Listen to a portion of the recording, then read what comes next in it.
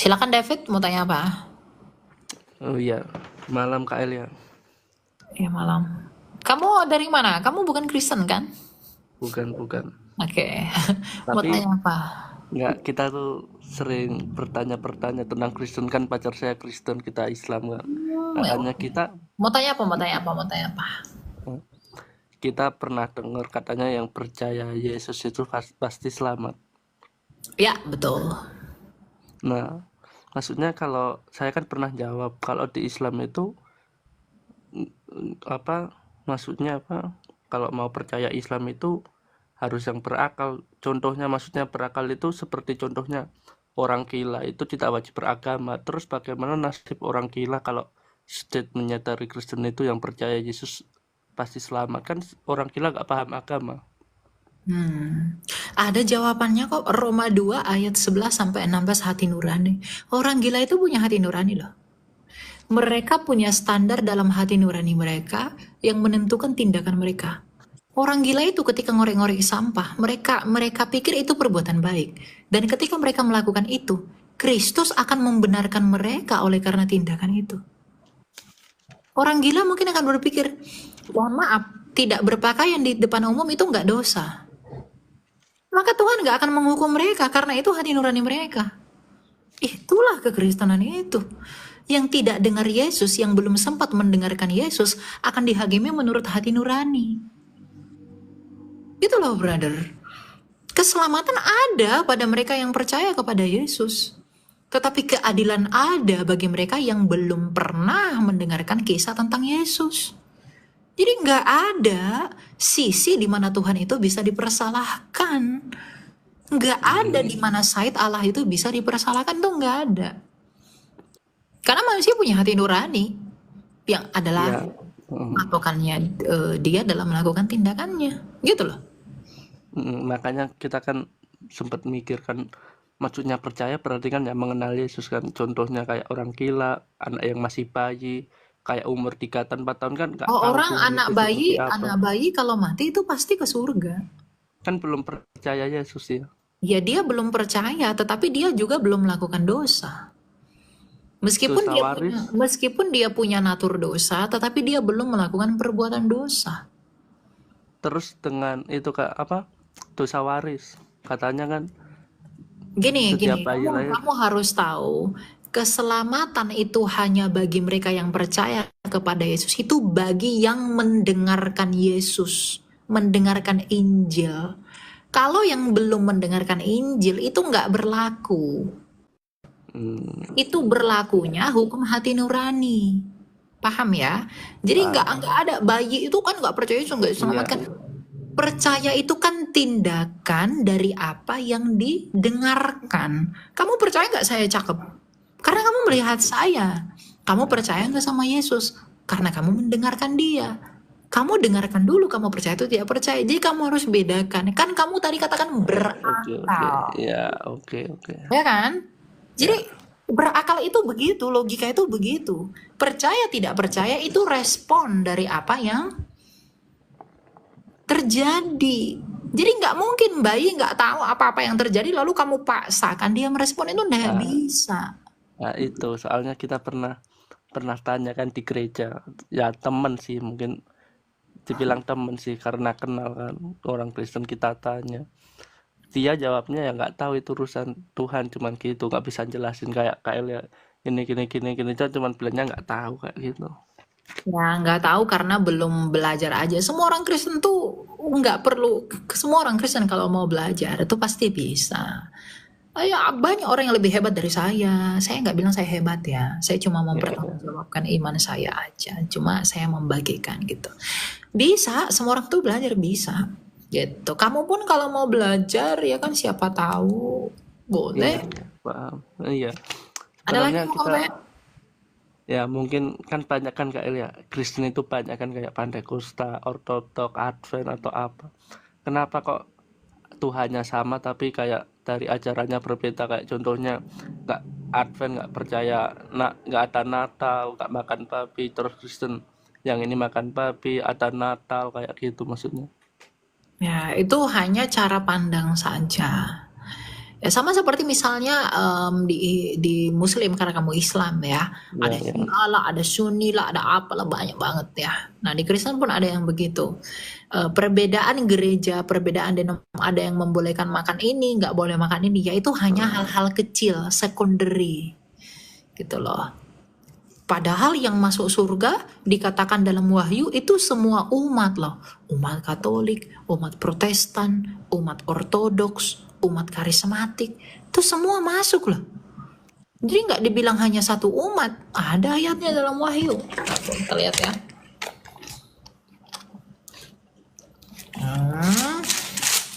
Soalnya kan pacar saya Kristen Beda. kayak kita juga pernah masuk gereja ya, kayak olah gereja tuh kayak gini gini gini, terus kita tanya maksudnya pengen tanya yang lebih tahu ilmunya yang bisa menjawab gitu toh.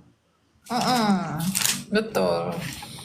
Nah, dalam Wahyu 7 ayat 9 dikatakan setelah itu aku melihat sesungguhnya suatu kumpulan besar orang yang banyak yang tidak dapat dihitung jumlahnya dari segala bangsa, suku, umat, dan bahasa berdiri di hadapan tahta dan di hadapan anak domba.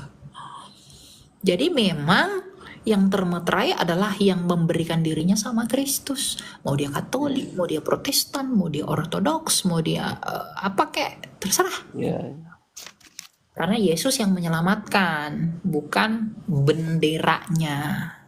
Gitu. Ya, ya, ya, siap. lu apa lagi yang mau kamu tanya?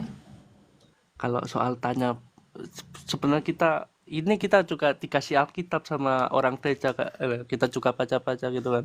Oh Yang bagus namanya kalau gitu. Ya kamu sering-sering enggak, banget soalnya. kita mau mau cerita-cerita juga aja sharing. Maksudnya kita sebagai orang Islam pertama kali masuk gereja itu ya kayak kaget ada nama Allah, terus di sini kejadian Allah, bener-bener kaget itu kayak maksudnya apa sih ini kok ada Allah atau Yesus, Nah, maksudnya bingung gitu. nama Allah itu kan orang Kristen duluan yang pakai, brother. Iya, kita masih belum tahu itu, cuman maksudnya yang namanya pertama kali itu kayak kaget. Pasti Ada Allah kaget. juga. Karena Iya pasti. kaget itu respon dari ketidaktahuan. Saya nggak tahu kamu di situ. "Hah, saya kaget.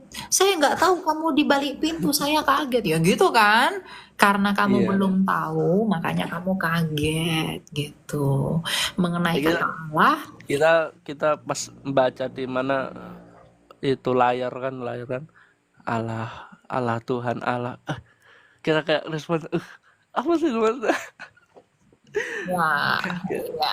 Kata Allah memang orang Kristen pakai karena Tapi sebelum kelahiran Islam orang Kristen udah pakai kata Allah gitu. ya, Di abad tapi kelima ada prasastinya. Nanti iya bisa kita dicari. cuman cerita, maksudnya kalau orang Islam lihat itu pasti kaget kan, maksudnya kalau orang Islam kan taunya Yesus Yesus saja, maksudnya kayak kita taunya cuma Yesus, pas lihat Allah ya kaget. Nama Yesus, puji-pujian, nyanyi-nyanyi itu kan pasti gereja, oh ada nama ini. Tapi dari Tritunggal itu kayak Bapa, Yesus, Roh Kudus itu maksudnya Tuhannya yang itu tuh, maksudnya Tuhannya seperti apa sih, maksudnya kayak Bapak Oke, Tuhan, Yesus Tuhan. sekarang saya tanya sama kamu. Yang manusia itu tubuhmu, firmanmu atau pikiranmu atau rohmu? Tubuh. Oh, berarti kalau tanpa roh kamu manusia. Tanpa roh Bisa nggak kamu hidup tanpa roh? nggak bisa kan. Loh, berarti nggak manusia dong. Kalau hanya tubuhmu kamu mayat. Bisa nggak ada Iya, nggak manusia tanpa firman tanpa roh? iya, Nggak ada kan? Berarti kalau tubuhmu adalah tubuh manusia, firmanmu adalah pikiranmu pikiran manusia, nggak mungkin kucing. Rohmu adalah roh manusia. Tapi apakah ada 3 manusia? tidak. Hanya ada satu kan? Iya, Allah itu pun begitu. Ada Allah Bapa yang adalah al-wujudnya Allah yang esa, ada firmannya Bapa, akal budinya Bapa, itulah Yesus yang disebut anak, dan ada rohnya Bapa yang adalah hidupnya Bapa, itulah Roh Kudus. Kalau Bapa adalah Allah, berarti firmannya Bapa yang adalah Yesus dan rohnya Bapa yang adalah Roh Kudus adalah Allah. Tapi tidak ada 3 Allah, hanya ada satu Allah. iya, kita masih belajar di situ, makanya kita tanya kayak yang lebih Itu, tahu. itu Kita Trinitas tuh begitu. kita kita lebih apa mau tahu apa mau tanya yang lebih tahu aja. Soalnya kalau tanya yang nggak tahu tuh kayak bikin bingung loh Kak Ila. Ya makanya cari sumber belajar yang tepat, jangan yang Iya, asal-asalan. makanya Oh, makanya tadi pas live kan cobalah gitu. Maksudnya kita belajar-belajar lagi yang lebih tahu kayak gitu. Kayak heeh. Oke ya, maksudnya gitu ya. kalau kalau apa di apa Kak di Matius 26 sampai 30 itu kan perjamuan terakhir Yesus kan. Hmm? Apa yang mau ditanya Nah, dari di pertanyaan? ayat apa? Nah, apa di ayat 29-nya itu kan intinya di ayat 26 itu intinya kan inilah tubuhku, inilah apa kayak pengampunan dosanya di sini kan minumlah gitu kan. Darahku Hmm. yang ditumpahkan bagi banyak untuk pengampunan dosa-dosa. Nah, di ayat selanjutnya kan Yesus ngomong aku ini kan menuju ke Yesus kan. Yes, apa kayak aku berkata kepadamu, mulai sekarang aku tidak akan minum lagi hasil pokok anggur ini sampai pada hari aku meminum hasilnya yang baru bersama kamu dalam kerajaan Bapakku. Sesudah menyanyikan nyanyian pujian, pergilah Yesus dan muridnya ke Bukit Zaitun. Berarti pas Yesus ngomong ini kan udah nggak ada perjamuan kan? Ya itu kan perjamuan untuk berikutnya sampai nanti Maranatha, perjamuan kudus itu. Makanya dalam 1 Korintus 11 aturan perjamuan dikasih tahu Rasul. Itu kan perjamuan yang dimulai awal-awal. Setelah itu baru ada perjamuan. Kan setelah dia merasakan cawan itu penyalipan. Maka kita memperingati penyalipan itu, memperingati tubuhnya Kristus dan darahnya Kristus melalui perjamuan kudus. Jadi perjamuan Ya kudus itu ini. akan terus-terusan sampai Yesus datang kedua kali. Baca 1 Korintus 11. Nah, iya Kak. Ya, lihat kita maksudnya kayak lihat juga bilang barusan kalau Yesus itu datang 2 kali ke dunia yaitu di saat waktu itu sama nanti di akhir zaman kan itu. Betul. Nah, terus terus waktu Paulus di perjalanan ke Damsyik itu Yesus turun berapa kali? Di situ kita juga mikir, Itu bukan Tuhan Yesus yang turun dalam pengertian dia datang kedua kali. Itu Sekinah. Kamu tahu Sekinah? nggak tahu. Itu penampakan. Paulus itu nggak melihat wajahnya, makanya dia buta. Yang dia lihat itu terang, karena Allah itu terang. Makanya Tuhan Yesus Tapi, berkata, akulah terang dunia. tapi Ya, waktu kita nonton filmnya Yesus turun ke bumi Kak ya Ella. itu film. Itu film. Tuhan Yesus tuh nggak melihat wajahnya Tuhan Yesus tuh seperti apa. Dia nggak lihat. Karena dia yang ada itu terang. Makanya matanya Rasul Paulus tuh buta. Dia buta karena dia melihat terang. Makanya dia didoakan, ditumpangkan tangan untuk sembuh dari matanya. Tapi yang berbicara itu Tuhan Yesus. Ada saksi yang mendengarkan itu dalam perjalanannya ke Damsyik. Orang-orang yang menyertai dia ke Damsyik. Tapi itu penulisannya Paulus ya Kak Ella. Iya, itu Penulisannya. kisahnya Rasul Paulus. Ada saksinya loh itu. Itu bukan karangan Rasul Paulus loh. Iya, iya, siap, siap. Ya, dalam Soalnya sejarah gereja ada saksinya.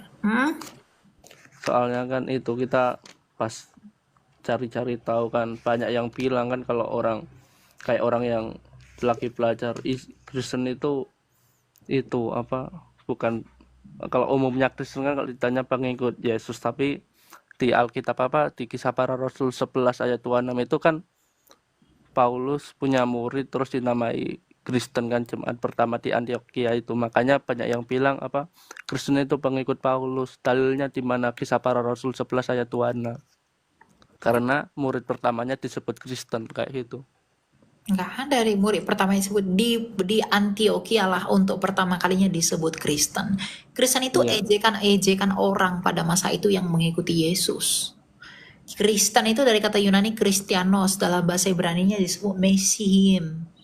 Jadi itu ejekan-ejekan orang. Nah, ejekan-ejekan itu disebut sebagai identitas sekarang. Jadi bukan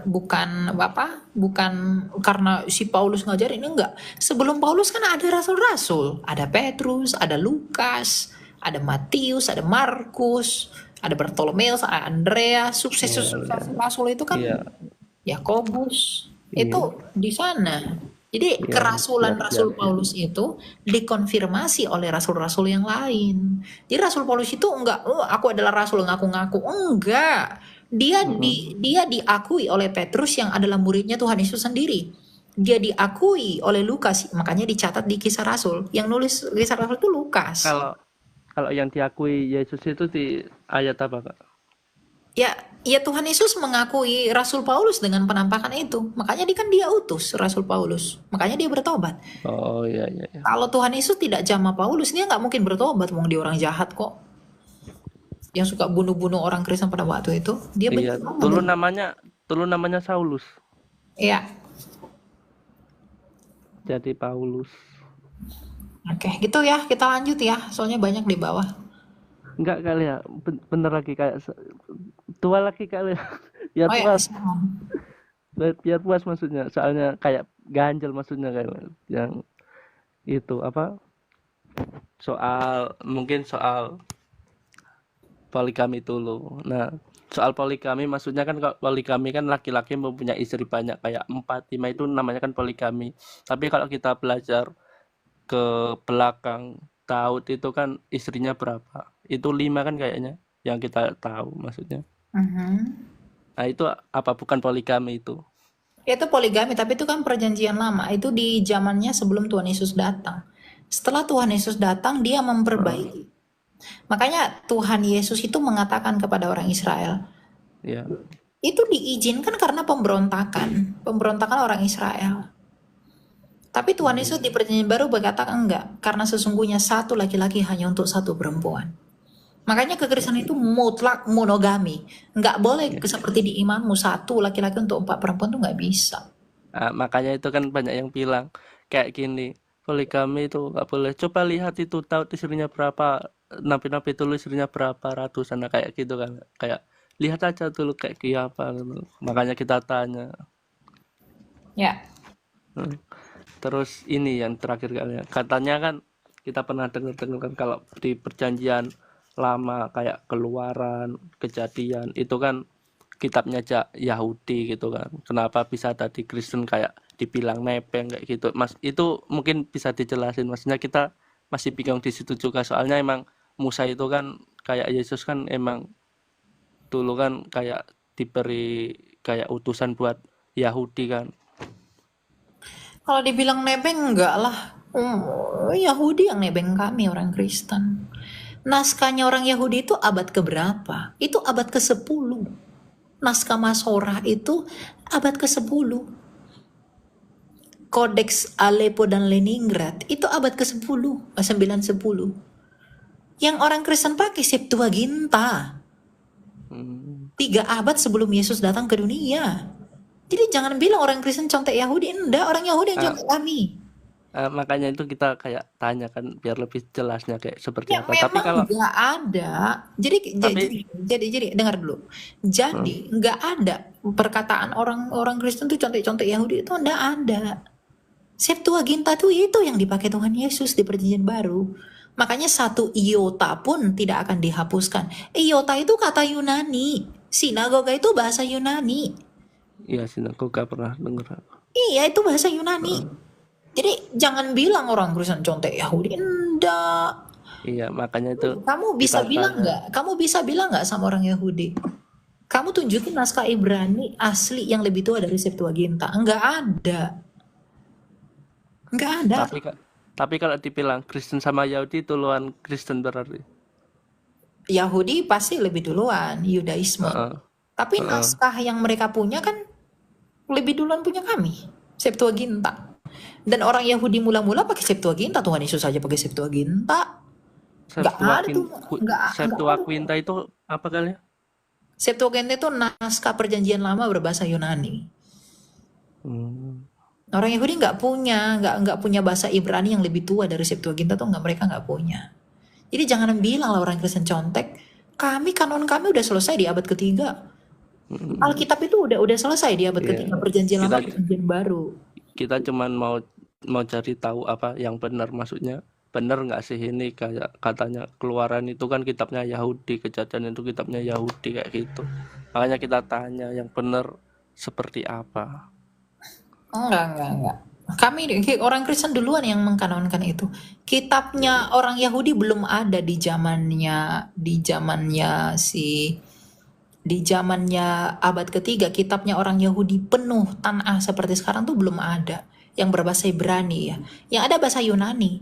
Dan waktu itu ketika bahasa Yunani itu ada, itu dikanonkan gereja. Digabungkan dengan perjanjian baru, tulisan rasul di Kartago. Iya, iya. Tapi seandainya Kak Elia hidup di zaman Nabi Adam, Abraham, itu Kak Elia misalnya hidup di zaman Adam, kayak bertetangga dengan Adam, menjadi umatnya Abraham, itu kan belum ada Yesus kan. Nah, itu berdoa ke siapa? Kayak ibadah, berdoa itu. Siapa bilang Yesus belum ada di zaman Abraham? Yang memberkati Abraham itu Yesus loh. Yesus kan firman. Yang menampakkan diri kepada Abraham Melkisedek kan? Melkisedek itu Yesus, Ibrani 7. Di zamannya Musa. Siapa bilang Yesus yang bertemu dengan Musa di gunung itu Yesus loh. Makanya Tuhan Yesus berkata, aku mengutus para nabi. Tuhan Yesus kan firman. Cuma namanya Yesus belum dinyatakan. Dulu disebut sebagai Malah Adonai, Malah Yahweh, segala macam. Masih teofani, belum inkarnasi. Jadi Oh, kalau yang kami katakan bahwa Yesus belum ada di sana, kami berdoa kepada siapa? Orang Abraham itu berdoa kepada Allah. Dan yang menemui mereka itu firman-Nya Allah, Yesus yang bertemu dengan Abraham lah segala macam. Makanya Tuhan Yesus berkata, Abraham telah melihat hari-hariku dan dia bersuka cita. Bahkan Tuhan Yesus bilang, sebelum Abraham ada, aku ada. Gitu. Tapi kan itu kan ucapan Yesus ya, yang aku ada sebelum Abraham ada, itu ucapan Yesus. Itu ucapan Yesus sendiri. Tapi Kak Elia pernah baca ayat Yesus yang bunyinya aku berkata bukan dari diriku sendiri, melainkan. Betul. Memang Tuhan Yesus nggak berkata dari dirinya sendiri. Dia berkata dari apa yang dia dengar dari Bapa. Karena dia di dalam Bapa. Sama seperti firman saya di dalam saya. Itu membuktikan Yesus itu ilahi. Itu membuktikan Yesus itu Allah. Dia yang maha kuasa. Kenapa? Karena dia di dalam Bapa. Oh iya dong, dia di dalam Bapa. Jadi ketika ada orang berkata, aku tidak dapat buat apa-apa dari diriku sendiri, lalu orang mengatakan bahwa Yesus itu bukan Tuhan dari argumentasi itu salah. Justru dia sedang membuktikan Yesus itu Allah. Dengan mengatakan itu, dia membuktikan Yesus itu Allah. Karena memang Yesus nggak mungkin berkata-kata dari dirinya sendiri. Dia mengatakan apa yang dia dengar dari Bapa, karena dia bersumber dari Bapa yang adalah Allah. Nah, karena dia di dalam Bapa yang adalah Allah, otomatis dia Allah. Logikanya begitu. Jadi kalau orang mengaku berakal, dia harus mengerti hal ini. Kalau dia nggak mengerti hal ini, nggak berakal. Karena itu konsekuensi logisnya, brother. Kesatuan hakikat. Berbeda realita. Makanya itu kita waktu baca di Kejadian 18 ini kan Tuhan menampakkan diri kepada Abraham dekat pohon terbantin milik Mamre ketika ia duduk di pintu kemahnya pada saat hari panas terik. Ia melayangkan pandangannya dan melihat 3 orang berdiri jauh darinya. Nah, 3 orang ini siapa, Kelia? Ya, beberapa penafsir mengatakan itu Tritunggal. Makanya kan kita mikir 3 ini siapa, makanya kan kita pengen tahu. Kalau Tuhan satu kan maksudnya ya 1 orang atau berapa. Tiga itu kan penampakan ya, itu kan cuma penampakan. Jadi ketika Allah menampakkan dirinya sebagai tiang awan, apakah Allah itu awan? Apakah ketika dia menampakkan dirinya sebagai api, apakah Allah itu api? Ketika dia menampakkan dirinya dalam bentuk Melkisedek, apakah memang wujudnya si Melkisedek itu? Enggak, Allah itu roh, dia itu tidak berwujud. Tetapi dia bisa menjadi apa yang dia mau jadi 3 orang kek, mau jadi 1000 kek, mau jadi pohon kek, mau jadi manusia, mau jadi malaikat, mau jadi apa, terserah. Itu urusan Allah. Oh, dia maha kuasa kok. Justru kalau Allah tuh nggak mungkin jadi manusia, itu nggak Allah yang maha kuasa. Nggak bisa percaya, jangan percaya kepada Allah yang begitu. Gitu. Jadi Allah itu jangan Tapi dibatasi. iya, Gitu iya. ya. Kita Ya, lanjut siap, soalnya siap. banyak di bawah yang masih. Ya, siap. Makasih kali ya. Oke.